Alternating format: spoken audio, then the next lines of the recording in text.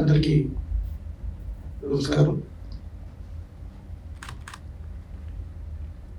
అరవింద్ నాకు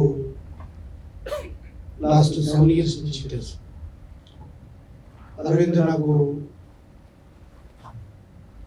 social media అంతా చూస్తూ నాకు కొంచెం గైడెన్స్ ఎలా చేయాలి ఏం చేయాలి చూస్తూ ఉండేవాడు. ఒకరోజు అరవింద్ అడిగాను, నీ ఇంట్రెస్ట్ ఏంటంటే మూవీ డైరెక్టర్ అవ్వాలని చెప్పాడు.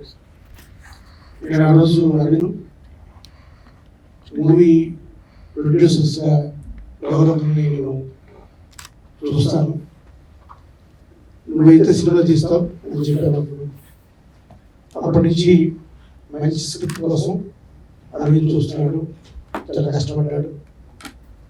తన ప్యాషన్ మూవీ మంచి మూవీతో రావాలని. మధ్య మధ్యలో వేరే వేరే ఆఫర్స్ వచ్చినా నేను కూడా చాలాసార్లు అరవింద్ టెంప్ట్ చేశాను, ఎందుకు అలా కాదు ఇలా వెళ్ళాలి.